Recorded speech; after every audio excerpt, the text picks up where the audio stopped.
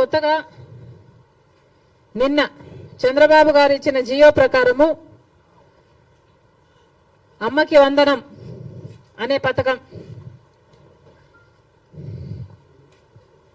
అమ్మకి వందనం అనే పథకంలో చంద్రబాబు గారు వాగ్దానం చేసినప్పుడు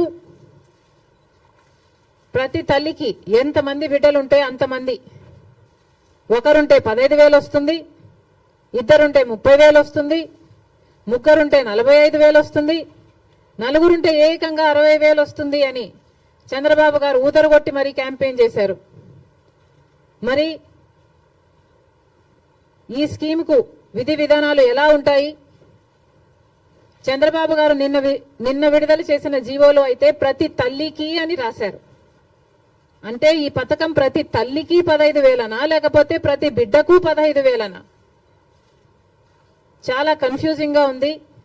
ఈ సాక్షి పత్రిక అయితే ప్రతి తల్లికి 15,000 మాత్రమే, అంటే ఒక్కరికే ఇస్తారు, తల్లికి ఇస్తారు, ఒక బిడ్డకు చొప్పునే ఇస్తారు, మిగతా వాళ్ళకందరికీ ఎగనామం పెడతారు అని సాక్షి రాయడం జరిగింది.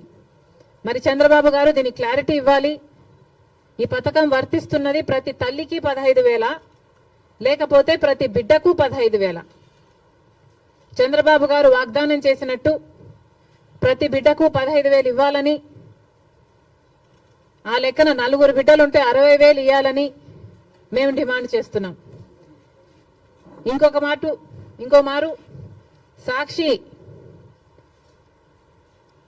సాక్షిని నడుపుతున్న జగన్మోహన్ రెడ్డి గారు కూడా సమాధానం చెప్పాలి. ఇలాగే జగన్మోహన్ రెడ్డి గారు కూడా అమ్మఒడి అనే పథకం, ఆయన ముఖ్యమంత్రి కాకముందు అమ్మఒడి పథకం కింద మేము ప్రతి బిడ్డకు 15,000 ఇస్తాము అని ఆ రోజు వాగ్దానం చేశారు. తర్వాత ముఖ్యమంత్రి అయ్యారు జగన్మోహన్ రెడ్డి గారు, ప్రతి బిడ్డకు 15,000 ఇవ్వలేదు, ఒక్క బిడ్డకు మాత్రమే.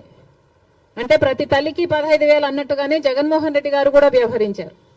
మరి జగన్మోహన్ రెడ్డి గారికి ఆ వాగ్దానం గుర్తులేదేమో ఈరోజు చంద్రబాబు గారు గురించి రాస్తున్నారు. జగన్మోహన్ రెడ్డి గారు కూడా ఇదే వాగ్దానాన్ని ఇచ్చి మాట తప్పడం జరిగింది. తల్లికి 15,000 అని అనకుండా ఆ రోజు బిడ్డకు ఎంతమంది బిడ్డలుంటే అంతమంది బిడ్డలకు 15,000 ఇస్తాము అని తాను చెప్పడమే కాదు,